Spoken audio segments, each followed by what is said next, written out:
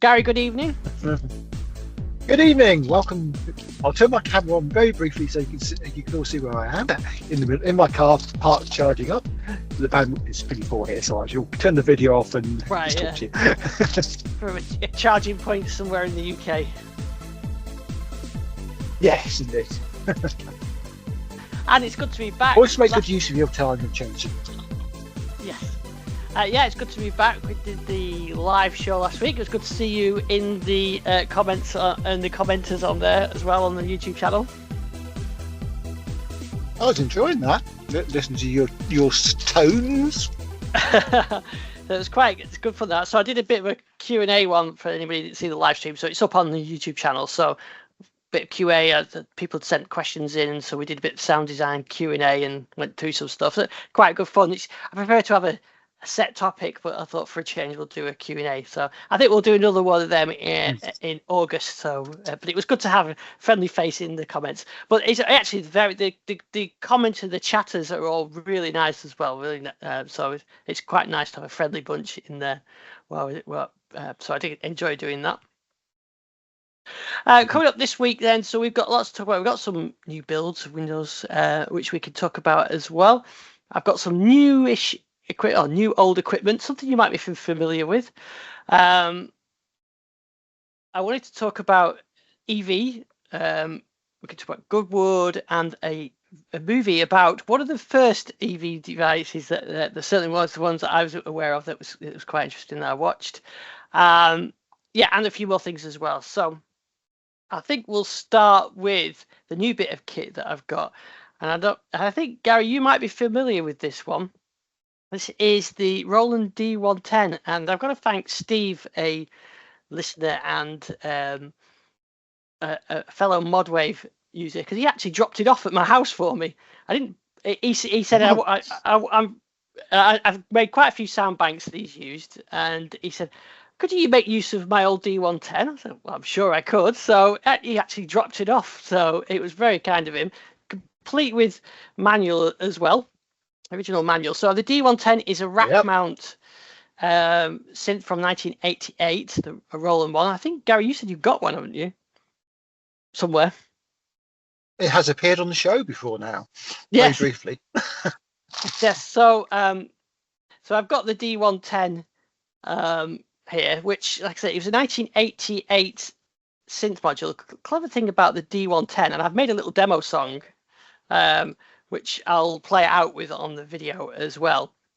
I'm showing the video on the screen, but I'll play the video out. I'll play the song later in the podcast, but you can see what it looks like there. So this is a rack mount module that was designed as multi-timbral. The idea behind that was from your Atari ST or your Amiga, you could control and play multiple things at once. So it wasn't just like a synth playing a piano sound or a brass sound. You could have on one channel, you could have a brass sound. On another channel, you could have a piano. On another channel, you could have something else. You could have some drums in there. So you could actually make a whole song. This was in the days before digital audio workstations where you could just multi-track to your heart's content. So it was quite an impressive module. I had the 20, which is the keyboard version with a disk drive, which I sold probably about 91, 92, something like that. So when I plugged this in, it instantly took me back to having that synth.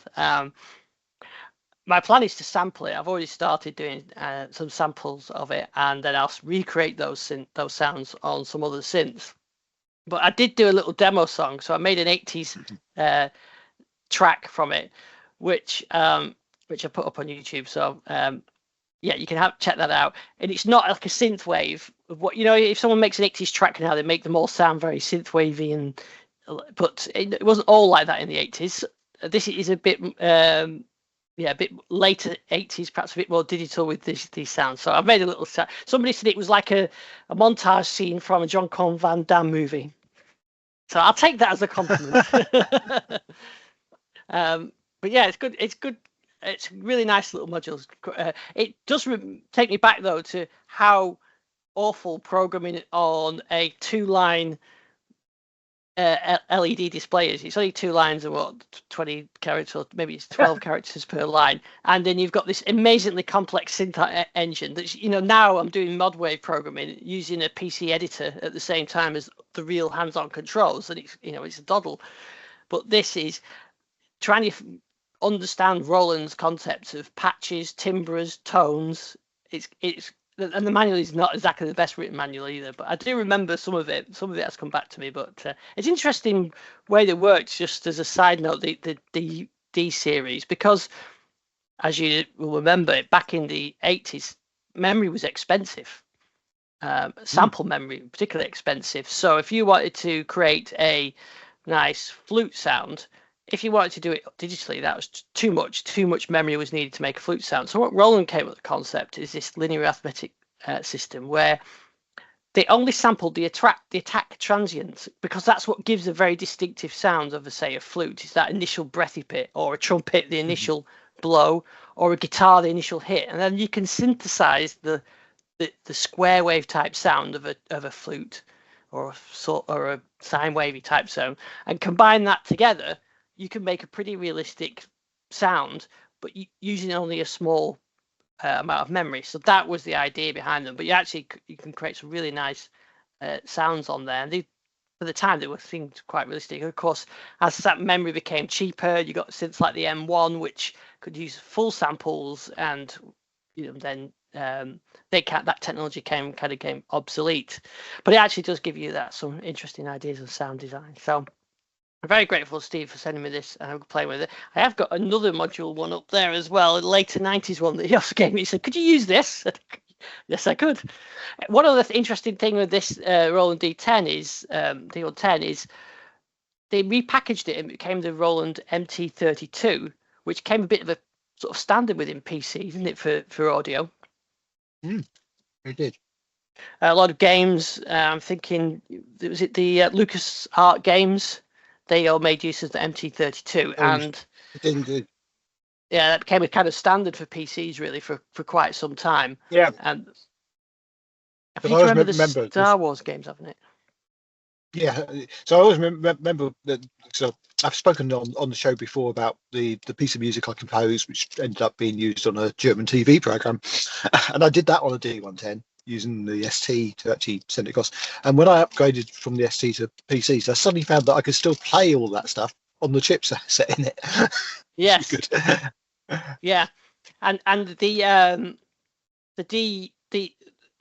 general MIDI as well. That general MIDI standard, a lot of it came from the Roland. So some of the sounds on the D series are actually in general MIDI. I think Fantasy, Soundtrack, Atmosphere. I think there's a few, and the drums being on channel 10 in MIDI, and the kick drum being on a C, and the snare drum being on the D, and that all came from Roland as well. So we're still using some of those technology on there. But anyway, it's a nice, fun little synth, and I've had some fun with that, especially doing the little 80s style demo tracks. But it wasn't particularly stretched. I just did what I would normally do. I never moved on sonically, so that's fine.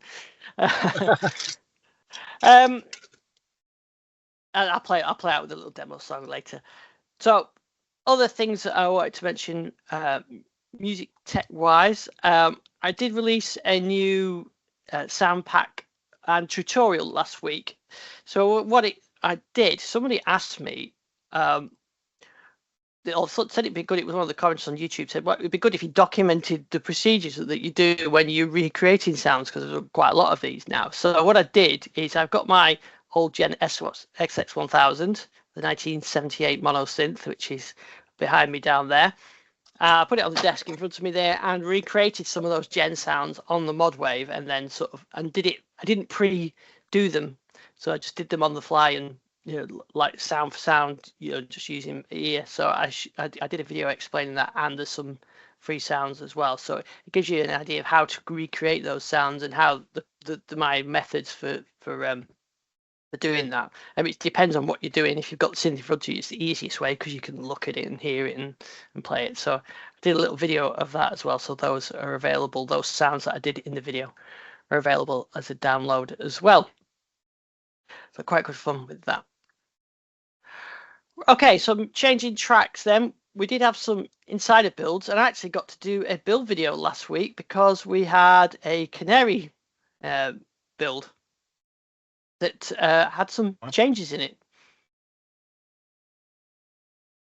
I don't know if you saw these, but so we got so the canary has got a new lock screen, which is although they made it out like it was a new feature in the lock screen that's got weather and font optimizations, but it looked very much like the one that was running on my release machine. Maybe it just went out to that first, and then a few days later it shipped to the other channels as well. But that it looked pretty familiar. The other thing you can do now is you can pin apps to the start menu from the start menu. You can now pin apps from the start menu, to the taskbar. So if you find an app in your all app list, you can drag it to the taskbar and it'll pin it for you. So rather than right clicking or pinning it and whatever you need to do, you can just like find your app, search your app, find it, drag it to the taskbar, and it pins itself. I'm sure couldn't you do that on Windows 7? I think you probably could, yeah. There were some other bits and pieces changed as well. There was a setting thing about power optimization. It gives you a recommendation to turn HDR off if you want to optimize your power. The rest of them were fairly minor fixes. But that was last week's build. We also got a release preview build, a beta build, and a dev channel build. No major changes in those, but we've got the release preview. We've got some new tab things and a couple of bits and pieces as well. So a few bits and pieces to talk about on there, but nothing too exciting. And actually relating to that as well, I am going to do is do a listener survey. We haven't done these for a long time, and I thought I wanted to try and find out which technology things that we're talking about, builds and everything else, EV, music tech, what do you want to hear about, and a little bit on how you sort of consume your podcasts. Is it YouTube or Spotify or whatever, just to give us an idea really of where to focus on the show, where to get more guests on, that kind of thing. So I'll include a link in the show notes on the video, but I would really appreciate it if any people, listeners and viewers could fill this in, because it'll just help us direct where we go and whether we should introduce some new areas, or we haven't taught VR or anything like that for some time now, because that's kind of our interest has sort of waned, or my interest have waned in it for some time. But if people wanted to hear about it, then I can get someone on to do it. And in the EV stuff, we've had some good guests on there. So do we need to get some more on, or what? It's your time as a listener or a viewer to get those on. So it'd be great if you could do that. And using the Microsoft Forms, which I use all the time with Power Automate in my day job, but it's nice to use these. And this was just through my own personal 365 account as well. So it's quite a good technology, I think, Microsoft Forms for doing surveys, things like that. You used to have to use third-party services, but this is pretty straightforward now. So I would appreciate anybody doing that. And if there's anything you think I've missed anything on there as well, you can get in touch at thislifestyle.com or leave comments or whatever if we should be doing something different on there. But it would be nice to get a bit of feedback on the show as we come to into our 950 something show, 951 we are at the moment. Wow. Yeah. So we've seen a lot of technology come and go in that time. Yep. Especially the EV stuff, which it wasn't even sort of on the radar when we first started talking about it. But actually, I did send you a link, because I came across something. I have to make sure I get the right service. I think it was on Amazon. A thing about a documentary about the Sinclair C5, which is probably the first EV that we came across. I don't know if you got a chance to have a look at that. I haven't seen it all, I have to be honest, but what I've seen has been quite entertaining. So actually, I've managed to make sure I've got the right link. So this video, if you're in the UK, it's on Amazon Prime. not sure about other markets. But it's a documentary here about the, as you can see on the screen, Sir Clive Sinclair, the C5 story. And it's got some interviews with some of the, the creators that were there back in the day, the people that worked on the designs of it, people that worked on the marketing, even, even the people that worked on the outer skin designs and things like that. So it's interesting. I was watching it, I immediately thought of you guys, because I thought this is the first electric EV thing that we sort of came across in the UK. Well, certainly in the latter part of the century, because EVs were quite prevalent in the early part of the last century. But yeah, certainly it was sort of one of the first things which was seen as other than perhaps bumper cars and milk floats, because obviously milk floats were around for a very long time as electric vehicles, but it was ahead of its time, which was its main problem, I think. Yes. It's a fascinating documentary if you like us and you remember it, at the time, and especially as for me, I was a Spectrum user. I had a Z82 on at the Spectrum, so it was always great to wonder what's Clive going to come out with next.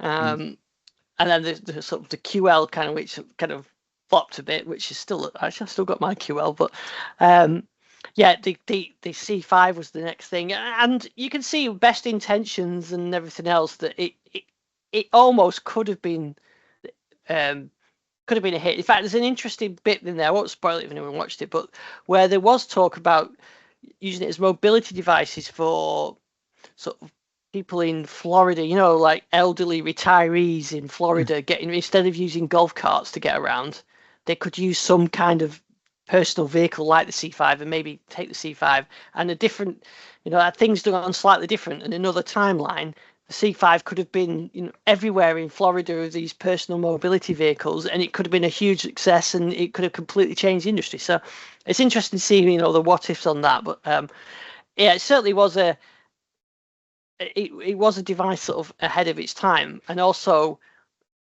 I think trying to capture that essence of early computing, where the Spectrum was successful, the X81 was successful because they were pioneering that market, weren't they? Whereas vehicle design and everything else, it was was a whole nother level. There was already established car manufacturers and everything else, and I think as soon as people saw those clips of someone driving a C5 with a big truck, overtaking them, it put people off, didn't it? But in another world, I think in a different, things being slightly different, I think it could have been quite successful. And I still wonder whether that those smaller personal mobility devices actually have a place in the future, or whether we're just never going to get to that because we all like big SUV type vehicles. Well, we do have small personal mobility devices, and they're very prevalent in London, called bicycles. Yeah. So, good point. And a lot of them have gone electric these days, the e-bikes. And I think probably the biggest thing holding back personal mobility, personal PETs or personal electronic transport, is the battery. I think the absurd risk factor, which seems to have been associated with lithium-ion batteries, because of the fact that we've had some dodgy manufacturers and dodgy batteries, and it has caused some fires, which you can't argue against, has meant that nobody's prepared to take a risk with them, which means things like you can't take them on public transport in London, which is really restrictive. So even if they were licensed, it becomes a problem to actually carry, and that actually applies to e-bikes as well. So I think there's some challenges, but certainly they have some real advantages. I mean, if you look at the idea of cargo bikes or trikes as a method for deliveries in a city area, they're so much better than having a truck or a van, and get around a lot quicker. So yeah, I think personal mobility has a place. It's just what it will look like, I'm not quite sure. I mean, we obviously know that the idea of e-scooters hasn't gone down particularly well in a lot of places, primarily because of the way they implemented them. It's the dump them anywhere once you finish with policy of that rental. I think actually, in fact, they probably would have been far more adopted if they had actually been personal devices, because then they wouldn't have been incentive to dump them on the streets. You'd probably taken care of them a lot more. I don't really know why the idea of the sort of the Uber style of or the rental style of e-bikes and of e-scooters really took off. Because I mean, some of the things they sort of said as the antis for not having personal ones and the pros for having the licensed ones, you could have gotten around that with regulations. And it's like they're saying, oh, they're better safety quality and everything like that. But you just do the same things you do with bikes and cars and make sure they're safe before they're on the road. And you take them off the road if they're not. And we could have had license plates on them. We could have had registration. We could have had them insured. There's a lot of things which could be done and probably should still be done. And some countries are starting to do that. There are certain countries where you can own an e-scooter and you can license it and actually have it insured. And tends to be more responsibility taken with them than the other things. It's an interesting concept, but we are in love with our four wheels in this country, so I think that it's a very difficult thing to move people away from that. And part of that is probably our weather. If you've got a nice sunny climate like Florida, that would make much more sense for a C5. Perhaps that's where we should have launched it in the first place. Well, yeah, I think that's the thing. I think it could have gone there, and it would make sense there. On a nice warm day in Florida, taking one of those around residential area seems fairly okay, whereas driving around London in the snow or rain doesn't seem quite as appealing. So yeah, I think that is a big factor in it. It's definitely, if you've got Amazon Prime, then definitely check that out, because it's definitely worth looking. Small independent filmmaker. Yeah, I'm looking forward to seeing the rest of it, to be honest. I've only got to see about the first half of it so far, but it's been really good. I mean, it always reminds me of that. The favorite thing that we have is the Micro Men film about that era of computing, and it's mentioned a few times in there, in the electric bike and things like that is rather disparagingly in that, as they're trying to get it to work. So it's mentioned in there as a distraction really for Sinclair, but I don't know whether it was that. It was just the next thing for him. But yeah, definitely worth checking that out. On more up to date things, one of my favourite events of the year is the Goodwood Festival of Speed, which it's not all about petrol heads anymore now. It's about technology as much as anything else with the EV side of it. So was there any EV news coming out of Goodwood? Well, they had the Electric Avenue, which had quite a few vehicles. Now, the one bit of news, the electric vehicle news this week, which is I think a little bit disappointing, is Ford launching the new Capri. Oh, I was going to ask you about this. Yes. Which could have been a great way to hint back. Okay, the Capri styling probably doesn't translate very well into an EV, but this is not a Capri. I mean, it's probably a really good EV, but it's definitely not a Capri. It has to say, it looks a bit more like in fact, incredibly similar to the Polestar 2. Which has been out for a while now, but with a little bit bulbous size. There's, I think, the only hint of it being like the original style of the Capri, if people remember the Ford Capri, is a little angled window at the but that seems to be about the only thing that really makes it. But it's definitely not a Capri. That's nothing like a Capri. But equally, all through history, car manufacturers have recycled names. Cars they've made with those names have never been the same, because generationally there's actually not many people who will be buying this car who will remember the original Capri. I was going to say, yeah, there is. I mean, we remember the Capri. I was too young to actually own a Capri, really, because it kind of. Yeah. I mean, I could have got second home, but they kind of got past they stopped manufacturing them about the time I was being able to buy my own cars. Had they made one that it looked like a N80s or even the 70s Capri, then I'm not sure it would have appealed to modern drivers anyway, like you said. So the SUV form factor is the thing that, or that it's not. I guess it's not an SUV, is it? But it's that bigger, taller form factor of car, like you said, like the Polestar, is the thing that sells. But yeah, I mean, the original Capri had an interesting story. It was supposed to have one look, and then it got modified and sort of toned down over time. So by marketing versus engineering and everything else. So yeah, there is that history to it. But yeah, it probably did the trick of getting getting people talking about it, perhaps. Yeah, and I think that's probably what they did it for, and they got publicity, and as I say, there's no such thing as bad publicity.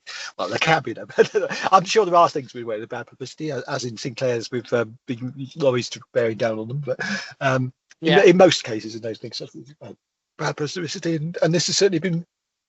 This has got the known. If they called it anything else, would it have had so much of a traction? I don't know.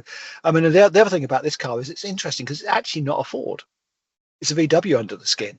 It's got all the same innards as the VW ID series, and that's the same with the Ford Explorer as well. They're basically using VW's platform, with obviously a few Ford touches on top of it, but it's basically VW's platform, and we're going to see more and more of this, I think, in the EV world. It's really easy to share things. Yeah, that's a Capri. Yeah, so that one I'm sharing is a nice yellow Capri from 1970.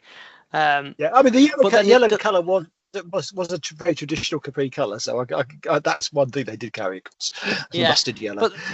But the later Capris were actually hatchbacks, weren't they? So they did modify them to make them more practical over time. So this is maybe seen as the evolution of that. But yeah, interesting. There was a lot of I watched some of the Goodwood coverage, and there was a lot. I tell you what, I did like Ford's Supervan.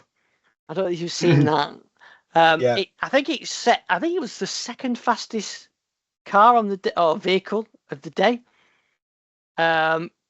It's incredibly fast, and it looks like a van, but with a huge spoiler. But it's an EV, and incredibly fast. And I think they said on the commentary that it had the Goodwood Hill climb is a bit like all tracks now, split into sectors. And I think it had the fastest first sector of any vehicle, even though it's a great big van thing, but that's just that initial brute acceleration, that the torque that you get out of an EV.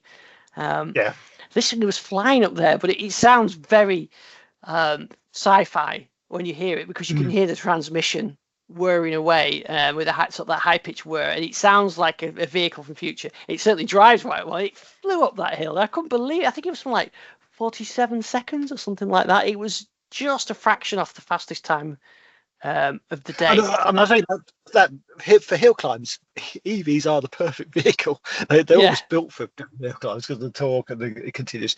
They don't drop off, and they've got the traction all the way up there. They're just amazing, really, for that one. What was interesting, I think, moving away from EVs a bit, is that I think every vehicle which ran in Goodwood was running some form of e-fuel. And I'm not a great fan of e-fuels, but they even the steam powered ones were running with artificial coal. Yeah, which was interesting. Yeah, no, it's something that Sebastian Vettel's been a big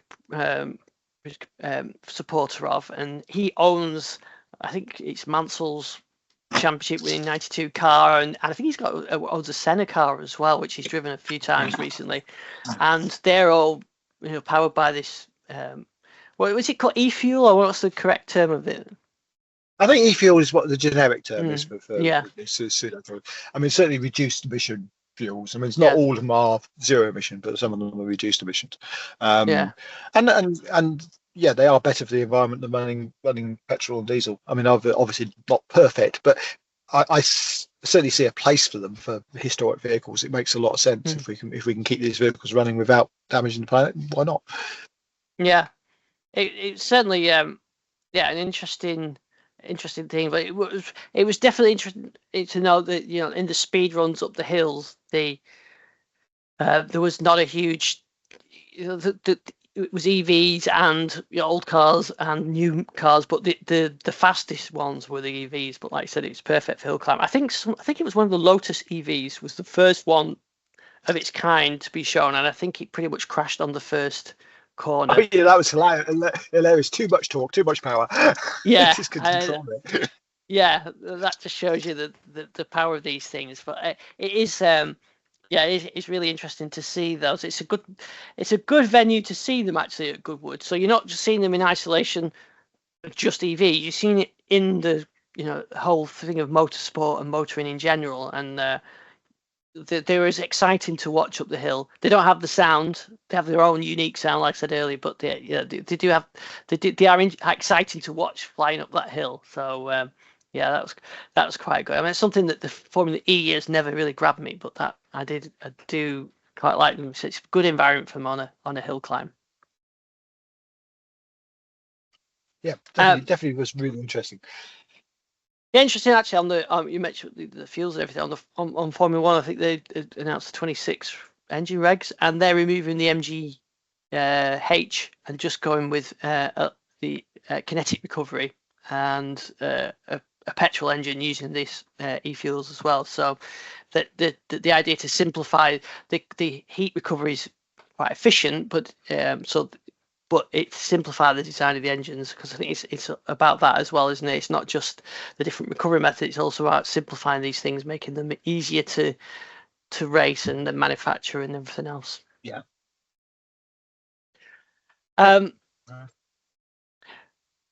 So it's like smart home news-ish. My kitchen's nearly finished. I ordered my a 10-meter Phillips Hue to go around the kickboards at the bottom, which came, and then I realised that the dishwasher is in the middle of that, and there's no kickboard on the dishwasher. So so I'm not. So I could elevate the lights to go under the quartz worktop, which is one idea. Or I could split it. I did because you can solder. You can actually cut them, can't you?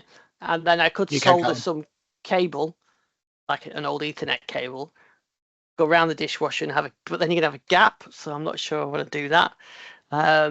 Going around corners on the kickboards was fairly easy. Going around corners on the quartz is not quite good. So I don't know whether to go for a single strip. So I think I'm going to return the big long Hue, and I may just get one as a smaller one to do it. I'm not sure yet. So I'm going to wait till the quartz is installed, and then I'll make a decision. It's got lights in the kitchen and the spots and everything else, so it's not like I need them. It was just being nice to have. But my great plan was, I don't think this is going to quite work, because I've watched videos and seen designs, but of course never thought about that. That dishwasher doesn't work like that. So yeah, back to the drawing board. I got a really cool free gift actually the other week. Something outside bought, and they sent an RGBIC LED strip with it. Well, actually one of these neon type strips where it's actually enclosed in the oven, and that's really cool.